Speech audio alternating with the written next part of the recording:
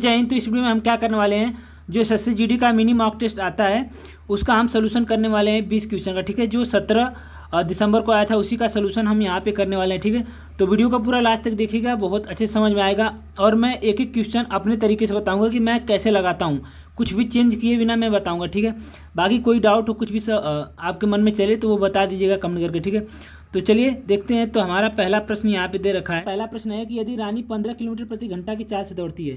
कह रहा है रानी है जो कि 15 किलोमीटर प्रति घंटे की चाल से दौड़ती है, तो वह 200 मीटर की दूरी, कह रहा है कि 200 मीटर की दूरी कितने समय में तय करेगी। तो सबसे पहले तो हम चीज़ यहाँ पे देख रहे हैं कि ये 15 किलोमीटर प्रति घंटा में है और ये मीटर में है, तो इसे चेंज करेंगे मीटर प्रति सेकंड में। तो 5/18 से हमें यहाँ इसमें गुणा कर देना होगा। ठीक है, तो ये आ जाएगा 3 5 15 3 6 18 25/6, यानी हमारी चाल आ गई 25/6 मीटर प्रति सेकंड। ठीक, अब हमको पता है कि चाल बराबर क्या होता है, स्पीड बराबर होता है दूरी यानी डिस्टेंस बटे टाइम। ठीक है, तो हमें टाइम निकालना है, तो टाइम इधर चला जाएगा, तो टाइम बराबर हो जाएगा डिस्टेंस अपन स्पीड। ठीक है, तो डिस्टेंस कितना दे रखा है 200 मीटर, बटे में स्पीड 25 और बटे में 6 है तो 6 ऊपर चला जाएगा, और तो यहाँ से हमारा टाइम निकल जाएगा। तो 25 चौक को 100, 25 वाट है 200। ठीक है, तो 8 6 का 48, तो इसका आ गया 48 सेकेंड। इसका सही आंसर आ गया 48 सेकेंड। ठीक है, तो रानी 200 मीटर की दूरी 48 सेकेंड में तय कर लेगी। तो आगे हमारा प्रश्न दे रखा है, सॉरी से पहले हमने जो प्रश्न करा था वो दूसरी थी, तो हमारा प्रश्न नंबर 1 यहाँ पे दे रखा है। कह रहा है कि 4 संख्याओं में से प्रथम 3 संख्याओं का औसत 24 है। तो पहले मान लेते हैं कि 4 संख्याएं A, B, C और D हैं। ये 4 संख्याएं A, B, C, D हैं। कह रहा है कि प्रथम 3 संख्याओं का औसत, तो A + B + C, औसत 24 है, तो 24 में 3 का गुणा कर देंगे तो हमारा टोटल निकल जाएगा इन तीनों का टोटल, तो 24 3 72 आ गया। ठीक है, अब कह रहा है कि अंतिम 3 संख्याओं का औसत, अंतिम 3 B, C, D, तो B + C + D का औसत हमें दे रखा है 29, तो 29 में 3 का गुणा कर देंगे तो इनका टोटल निकल जाएगा, तो 3 9 27 3 6 87 आ गया। ठीक है, अब हम क्या करेंगे, देख रहे हैं इसको हम माइनस कर देंगे, इसमें से इसको माइनस करेंगे तो माइनस माइनस माइनस, तो +B और -B कट जाएगा, +C और -C कट जाएगा, तो यहाँ से आ गया A - D, और ये 87 -87 में से 72 जाएगा तो माइनस आ जाएगा 15। ठीक है, अब ये आ गया। ठीक है, तो हमसे कहा है कि अंतिम संख्या का मान 33 दे रखा है, यानी डी का मान 33 दे रखा है क्वेश्चन में। तो ए का मान पूछा है, प्रथम संख्या का मान पूछा है, तो हम यहाँ पे रख देंगे A - 33 बराबर -15। ठीक है, अब ए का मान हमें बताना है, तो A 33 उधर जाएगा तो प्लस हो जाएगा 33 - 15, तो घटाएंगे तो आएगा 18, तो ये इसका आंसर है 18। ठीक है, तो इसको ऐसे सॉल्व करना था, इसका आंसर हो गया 18। इससे पहले मैंने दूसरी करा दी थी। ठीक है, तो इसके बाद हमारा जो सवाल दे रखा है यहाँ पे ही मैं बता देता हूँ, x y का मान 7 और 2 दे रखा है, x और y का अनुपात 7:2 दे रखा है। इसका मतलब x का मान 7 है, y का मान 2 है। तो हमसे पूछा है कि 7x + 4y अनुपाते 7x - 4y का अनुपात पूछा है, 4y का मान हमसे पूछा है। तो आप रख सकते हो, यहाँ पे रख दो, x का मान रखेगो 7 से 49 और 8 कितना होता है 57, और इसका मान आ जाए 41, तो 57:41 इसका आंसर है 3 का। ठीक है, तो इसको ऐसे ही सॉल्व करना था।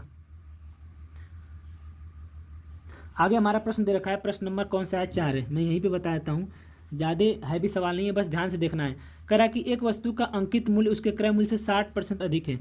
तो मान लेते हैं क्रय मूल्य 100 है, क्रय मूल्य को हम CP कहते हैं, तो मान लेते हैं कि CP हमारा 100 है। कह रहा है कि अंकित मूल्य इससे 60% ज़्यादा है, तो अंकित मूल्य 60% ज़्यादा 160 होगा, जिसे हम मार्क प्राइस बोलते हैं। ठीक है, वस्तु का अंकित मूल्य क्रय मूल्य से 60% अधिक है। यदि वस्तु पर 20% की छूट दी जाती है, यानी जो छूट दी जाती है वो MP पे दी जाती है, मार्क प्राइस पे, तो अगर 160 का 20% पे छूट दिया जाएगा तो 160 का हम 20% निकाल लेंगे, तो यहाँ से आ जाएगा 16 दूना 32, तो 32 इसमें से माइनस कर देंगे तो कितना बचेगा 8 2 128, यानी छूट देने के बाद 128 रुपये में बेचा जाता है, छूट देने के बाद 128 रुपये में बेचा जाता है। ठीक है, तो हमसे लाभ पूछा है, तो जो हमारा CP है वो 100 है और SP हमारा 128 है, तो कभी भी जब लाभ निकाला जाता है तो क्रय मूल्य पर ही निकाला जाता है। तो देख रहे हैं 100 पे कितने का लाभ हो रहा है 28 का, 100 पे 28 का लाभ हो रहा है, परसेंटेज के लिए 100 से गुणा कट जाएगा तो 28 का ही लाभ हो रहा है, 28% का। तो बस ऐसे इसको मैंने सॉल्व किया था। ठीक है, आगे हमारा प्रश्न है, प्रश्न नंबर 5 यहाँ पे दे रखा है कि x y साथ मिलकर x + y साथ मिलकर किसी काम को 20 दिन में पूरा करते हैं, वाई अकेले उस काम को 25 दिनों में पूरा कर सकता है। ठीक है, तो हम मान लेते हैं एक ऐसा नंबर जो इन दोनों से कट जाना चाहिए, तो मान लेते हैं 100। तो अगर दोनों टोटल काम है हमारा 100, तो अगर एक्स और वाई मिलकर ये काम 20 दिन में करते हैं, तो एक दिन में ये 5 काम करते होंगे। वाई 25 दिन में करता है, तो एक दिन में 4 काम करता होगा, 25 चौको 100। तो एक्स और वाई दोनों मिलकर एक दिन में 5 काम करते हैं, वाई अकेले 4 काम करता है, वाई अकेले 4 दिन करता है, दोनों 5 दिन करते हैं, तो एक्स का मान आ गया 1। दोनों मिलकर 5 दिन करते हैं, जिसमें से वाई 4 खुद करता है, तो एक्स 1 करता होगा। तो पूछा है कि एक्स टोटल काम को कितने दिन में करेगा, तो कुल काम है 100 और एक्स एक दिन में करता है एक काम, तो करेगा 100 दिन में। तो आंसर आ गया 100 दिन में। ठीक है, तो एक्स 100 दिन में काम को करेगा अकेले। ठीक है, तो ये इसका आंसर है।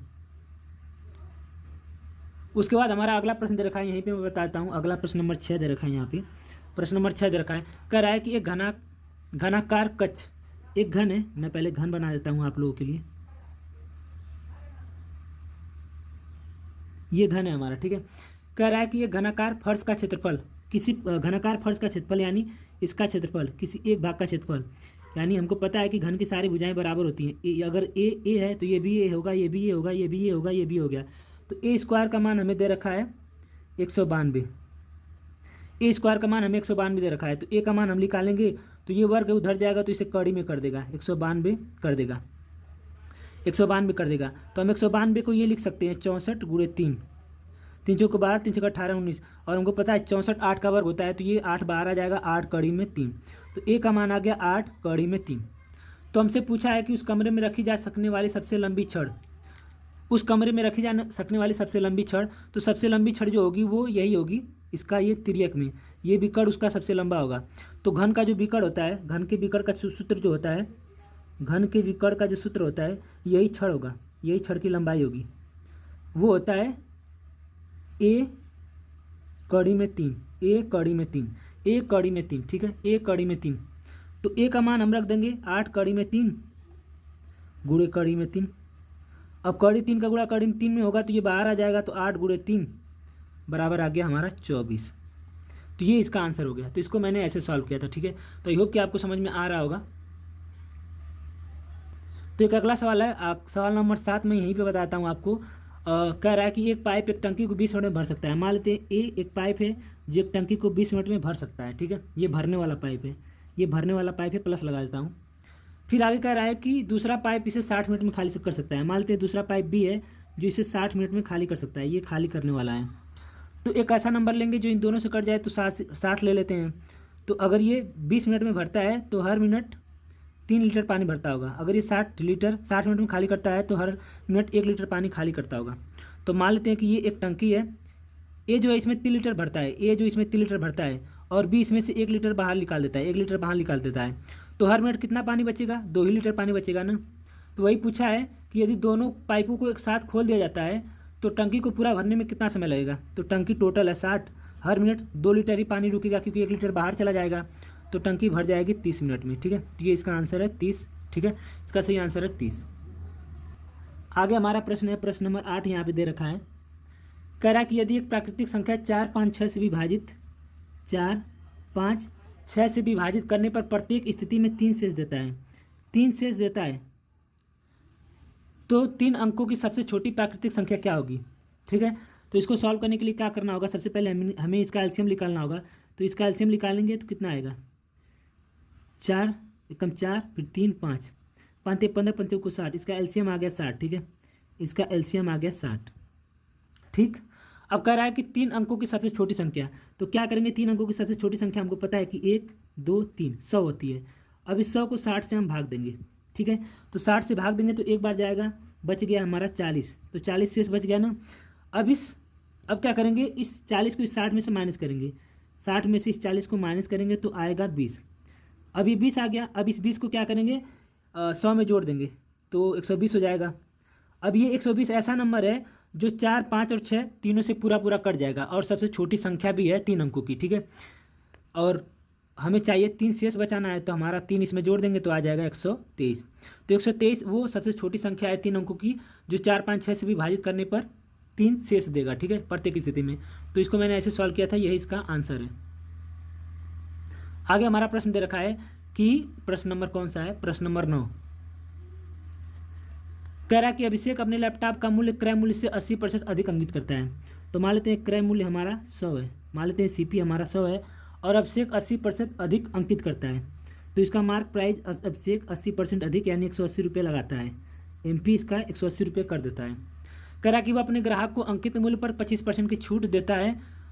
180 का 25% निकालेंगे, कितना आएगा, 0 से 0 कट गया, 5 25 5 दूना 10 18 दोनों 18 45 यानी 45 की छूट देता है। 45 की छूट देकर कितने में बेचता है, 5 3 1 135 में। 45 की छूट देकर 135 में बेचता है। तो हमसे लाभ प्रतिशत पूछा है, तो ये आ गया सेलिंग प्राइस, ये एसपी प्राइस। तो हमको पता है कि जब हम लाभ निकालते हैं वो क्रय मूल्य पर निकालते हैं। तो क्रय मूल्य हो गया हमारा 100 बटे विक्रय मूल्य माइनस क्रय मूल्य, ठीक है। तो ये आ गया 35 बटे 100, परसेंटेज के लिए 100 से गुणा काट देंगे, आ गया 35%, यानी लाभ होगा हमारा 35%। ये सब निकालने की जरूरत नहीं थी, हम यहाँ से डायरेक्ट देख सकते हैं कि 35 का हमारा लाभ हो रहा है, ठीक है। तो डायरेक्ट भी हम देख सकते थे। प्रश्न हमारा 10 है जो कि चक्रवृद्धि ब्याज का सवाल है, बेहद आसान है। कह रहा है कि 20,000 रुपये का मूलधन 20,000 रुपये है। कह रहा है 20,000 रुपये का मूलधन, पी का मान 20,000 रुपये दे रखा है, 9% वार्षिक दर से, आर का मान 9 दे रखा है, आर का मान 9% दे रखा है। कह रहा है 20,000 रुपये का मूलधन 9% वार्षिक की दर से चक्रवृद्धि ब्याज पर ऋण लिया जाता है। 2 वर्ष बाद धनराशि कितनी होगी। टाइम हमारा 2 साल दे रखा है और हमसे क्या पूछा है, मिश्र धन पूछा है। हमसे ए यानी ए का मान मिश्र धन पूछा है, ठीक है। तो बेहद आसान सवाल है, इसको मैंने कैसे सॉल्व किया था। तो दर हमारा 9% है ना, तो हम इसको फ्रैक्शन में चेंज करेंगे तो 9/100, ठीक है। यानी 100 रुपये पे 9 का ब्याज मिल रहा है। तो 100 पे 9 का ब्याज मिल रहा है तो 109। पहले साल 100 पे 9 का ब्याज, दूसरे साल भी 100 पे 109 का ब्याज मिल रहा है, ठीक है। तो अब इसका गुणा करेंगे तो इसका गुणा करेंगे तो आएगा 10,000। इसका गुणा करेंगे तो देखो मैंने बताया था कि अगर कभी निकालना पड़ जाए आपको वर्ग 3 अंकों का तो कैसे निकालेंगे। तो मैं यहाँ पे बताता हूँ 3 अंकों का वर्ग कैसे निकाला जाता है। 109 है ना, 10 और 9 को ले लेना, 10 का वर्ग कर दीजिए आ गया 100, 9 का वर्ग करेंगे तो आ गया 81 और 10 और 9 का गुणा करेंगे तो आएगा 90, 90 में 2 का गुणा कर देंगे तो आएगा 180। अब 180 को इसमें जोड़ेंगे लेकिन एक अंक छोड़ के जोड़ेंगे तो 1 8 8 1 1, तो ये आ गया 1 1 8 8 8 8 1, ये आ गया 109 का वर्ग, ठीक है। बहुत कम समय में भी आप निकाल सकते हैं। तो ये हमारा मूलधन आ गया, ये हमारा मिश्र धन आ गया। तो मूलधन हमारा कितना दे रखा है, 2,000 और 20,000 दे रखा है, तो इससे कितना गुना ज़्यादा, तो इससे 2 गुना ज़्यादा। तो मिश्र धन भी हमारा 11,881 नहीं होगा, ये 20 से 2 गुना ज़्यादा, 2 कम 2 2 8 16 2 8 17 7 2 3 2 23,762 रुपये होगा। तो ये इसका आंसर है 23,762, ऑप्शन नंबर डी, ठीक है। तो इसको मैंने ऐसे सॉल्व किया था भाई, आप लोग देख सकते हैं। आगे हमारा प्रश्न है, यहीं पे मैं बता देता हूँ प्रश्न नंबर कौन सा, 11 है। प्रश्न नंबर 11 कह रहा है कि उस समकोण त्रिभुज के क्षेत्रफल की गणना कीजिए जिसका आधार 22 है और आधार के संगत ऊंचाई 15 है। तो हमको पता है जो क्षेत्रफल होता है समकोण त्रिभुज का 1/2 आधार गुणे ऊंचाई होता है। तो आधार हमारा दे रखा है 22, ऊंचाई हमारा दे रखा है 15, तो कट गया, तो 11 5 55, 11 के 11 5 16, 165 आ गया। तो इसका आंसर आ गया 165। तो इसमें तो कुछ था ही नहीं। आगे हमारा प्रश्न दे रखा है जो कि इससे भी ज़्यादा आसान है, प्रश्न नंबर 12 मिश्र धन का है, ध्यान से देखना। कह रहा है कि एक मिश्र धातु जर्मन सिल्वर में तांबे और जस्ते का अनुपात, तो तांबा मान लेते टी से तांबा, जे से जस्ता, तांबे और जस्ते का अनुपात 21 और 16 है, 21 और 16 है। आगे कह रहा है कि निकिल और जस्ते का अनुपात, निकिल भी है, निकिल को एन से बताते हैं, निकिल और जस्ते का अनुपात 7 और 24 है। तो जस्ता दे रखा है 24 और निकिल हमारा दे रखा है 7, ठीक है। तांबे और जस्ते का अनुपात 21-16 है, निकिल और जस्ते का अनुपात 7 और 24 है, ठीक है। तो मैंने लिख लिया। अब हम देख रहे हैं यहाँ पे जस्ता है, यहाँ भी जस्ता है, लेकिन ये दोनों बराबर नहीं है। देखो भाई दोनों जस्ता है तो दोनों बराबर होना ही चाहिए। तो हम दोनों को बराबर करने के लिए यहाँ से 3 से गुणा करेंगे, यहाँ 2 से गुणा करेंगे, तो 16 3 48 हो जाएगा, ये 24 दोनों 48 हो जाएगा। अगर यहाँ 3 से गुणा किया तो इसमें भी 3 से गुणा करना पड़ेगा, अगर यहाँ 2 से गुणा किया तो इसमें भी 2 से गुणा करना पड़ेगा। तो ये आ जाएगा 3 1 3 63, ये आ जाएगा 24 दूना 48, ये आ जाएगा 7 दूना 14। तो ये हमारा फाइनल अनुपात आ गया तांबा जस्ता और निकिल का। यही हमसे पूछा था तांबा जस्ता निकिल का अनुपात, तो 63 48 14, ठीक है। तो ये इसका आंसर है, इसको मैंने ऐसे ही सॉल्व किया था। आगे प्रश्न है, यहीं पे आपको बताता हूँ, बहुत छोटा प्रश्न है। कह रहा है कि 5 8, 5, 2, 4 और यम यहाँ पे दे रखा है। कह रहा है कि ये संख्या 9 से विभाज्य है, ये संख्या 9 से विभाज्य है, तो m का मान हमें बताना है, m का मान हमें बताना है। तो कोई भी संख्या अगर 9 से विभाज्य है तो ये हमेशा याद रखना कि उन सभी अंकों का जोड़ भी 9 से कटना चाहिए। तो हम देख रहे हैं, इसको जोड़ लेंगे, 8 5 13, 13 5 18, 18 2 20, 4 24, 24। अब 24 में ऐसा क्या जोड़े कि ये संख्या 9 से विभाज्य हो जाए। तो हमको पता है कि 27 24 से कट जाता है, तो m की जगह अगर 3 होता है तो ये 27 हो जाता है, तो कट जाता है, तो m का मान आ गया 3, m का मान आ गया 3। ठीक है, तो इसका सही आंसर है 3।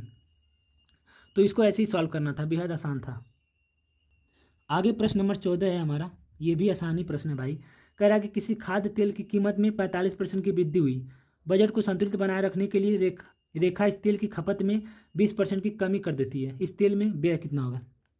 तो एक चीज़ हमेशा ध्यान रखना, व्यय बराबर होता है खपत गुणे मूल्य। मतलब जो व्यय होगा, आप कितना खा रहे हैं और दाम कितने का है। मतलब मान लीजिए कि आपका 10 रुपये खर्च हो गया, तो आपने 5 रुपये के सामान वाली 2 टाफियाँ खा ली, तो आपका 10 रुपये खत्म हो गया। तो ये मैं बस बताने के लिए आपको ये बता दिया कि व्यय बराबर होता है खपत गुणे मूल्य। तो हमसे कहा है कि कीमत में 45% की वृद्धि हो रही है, 45% की वृद्धि हो रही है कीमत में। तो हम 45% को फ्रैक्शन में चेंज करेंगे, तो 5 9 45, 5 दूना 10। तो हम देख रहे हैं 20 पे 9 की वृद्धि हो रही है, 20 पे 9 की वृद्धि, 20 पे 9 की वृद्धि हो रही है, तो ये हो जा रहा है 29। 20 पे 9 की वृद्धि होके ये हो जा रहा है 29। आगे कह रहा है कि उसकी खपत में 20% की कमी हो रही है, खपत में 20% की कमी हो रही है, 20% की कमी हो रही है। तो 20% का फ्रैक्शन होता है 1/5।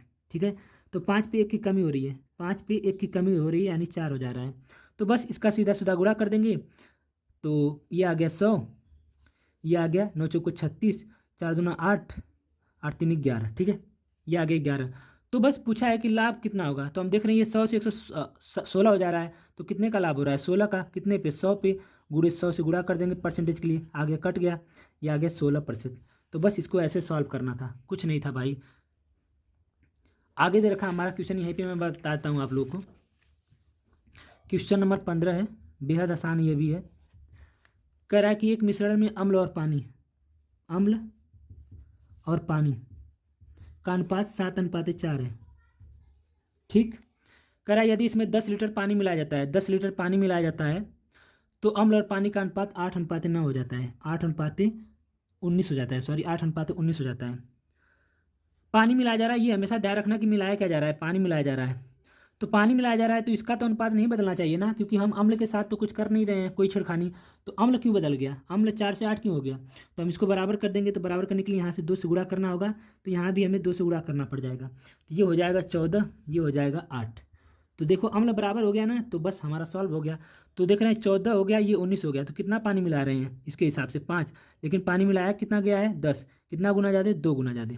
तो हमसे अम्ल की मात्रा पूछा है, तो अम्ल की मात्रा भी कितना है, 8 नहीं होगा, ये 20 से 2 गुना ज़्यादा, 8 गुणे 2 16 होगा। ठीक है, तो ये इसका आंसर है 16 लीटर। अम्ल की मात्रा भी 16 लीटर हो जाएगी। बस इसको ऐसे सॉल्व करना था। बाकी अगला प्रश्न है यहाँ पे, मैं बताता हूँ 16वां नंबर। कह रहा है कि 3 से 60 के बीच में ऐसी कितनी विषम संख्याएं हैं जो 5 से पूर्ण रूप से विभाज्य हैं। 3 और 60 के बीच ऐसी कितनी विषम संख्याएं हैं जो 5 से पूर्ण रूप से भाज्य हैं। तो विषम संख्या मतलब 5, 5 के बाद आ गया 15, 10 तो होगा नहीं, हालांकि 10 5 से विभाज्य है लेकिन विषम नहीं है। तो हो गया 20 भी नहीं होगा, 20 क्योंकि 20 भी विभाज्य है लेकिन विषम नहीं है। तो 15, फिर 25, फिर 35, 45, 55, 1 2 3 4 5 है, तो टोटल 6 संख्याएं हैं। तो इसका आंसर आ गया 6। ये तो बस मुंह से ही लगाने वाला था। ठीक है, बाकी ये सरलीकरण का सवाल है जिसे आप लोगों ने कर ही लिया होगा, बेहद आसान सवाल है। आगे हमारा प्रश्न है, प्रश्न नंबर 18 दे रखा है। कह रहा है कि किसी धनराशि पर 40 वर्षों तक प्राप्त साधारण ब्याज उस धनराशि का 2/5 है। तो मान लेते हैं कि धनराशि हमारा P है। तो कह रहा है किसी धनराशि पर 40 वर्षों का साधारण ब्याज, साधारण ब्याज मान लेते हैं कि दर हमारा R है, साधारण ब्याज बट्टे में 100, साधारण ब्याज उस धनराशि का 2/5 है। तो जो साधारण ब्याज आया है वो P का 2/5 है, यानी P का 2/5 है। बस यही हमसे कहा है, बस ये समझने वाली बात थी। तो 0 से 0 कट गया, 2 दूना 4, 2 5 10, 2 से 2 कट गया, 5 से 5 कट गया, पी से पी कट गया, आर बराबर आ गया 1, क्योंकि कुछ नहीं बचा तो आर बराबर आ गया 1%। तो ये इसका सही हो जाएगा 1%। प्रश्न नंबर 19 है, यहीं पे 19 कर लेते हैं। कह रहा है कि कक्षा 10 के छात्रों के लिए एक परीक्षा आयोजित की गई। 96 छात्र पास हो गए, तो कितने छात्र फेल हो गए? 100 में से 96 अगर पास हो गए तो 4% छात्र फेल हो गए। तो 96 में से 4% छात्र फेल हो गए, और कहा है कि कुल 50 लोग फेल हुए हैं, तो 4% का मान हमें 50 दे रखा है। तो हमसे टोटल छात्रों की संख्या पूछा है, तो 4% का मान 50 है, तो इसे 100 बनाने के लिए इसमें 25 से गुणा करेंगे, तो इसे 25 से गुणा करेंगे तो ये 100 हो जाएगा, और इधर 25 से गुणा करेंगे तो ये कितना आ जाएगा? 0, 5, 25, 5 दूना 10, 2 12, 1250। तो टोटल जो छात्र थे वो 1250 थे। ठीक है, तो इसका आंसर आ गया 1250। आगे प्रश्न है, प्रश्न नंबर 20 मैं यहीं पे करा देता हूँ, प्रश्न नंबर लास्ट है। प्रश्न नंबर 20 कह रहा है कि 90 मीटर लंबी एक ट्रेन है जिसकी लंबाई 90 मीटर है। 90 मीटर लंबी ट्रेन एक 210 मीटर प्लेटफॉर्म को 20 सेकंड में पार करती है। 20 सेकंड में पार करती है, टाइम हमारा 20 सेकंड दे रखा है। ठीक है, 20 सेकंड में। तो एक चीज़ ध्यान रखना कि कभी भी जब ट्रेन खुद को और किसी लंबे प्लेटफॉर्म को पार करेगी, ये तो टोटल दूरी चलेगी, मतलब प्लेटफॉर्म की भी दूरी चलेगी और खुद की भी दूरी चलेगी। तो हम इन दोनों को जोड़ लेंगे तो 0 और 9 10 के 0 और एक 3 हो गया, तो कुल दूरी हमारी आ गई 300। हमको पता है कि चाल बराबर क्या होता है, दूरी बटा समय। चाल बराबर दूरी बटा समय। ठीक है, तो दूरी हमारी कितनी है? 300 बटे में समय हमारा कितना है? 20। तो यहाँ से हमारा आ जाएगा मीटर प्रति सेकंड में आएगा, ये मीटर प्रति सेकंड में आएगा।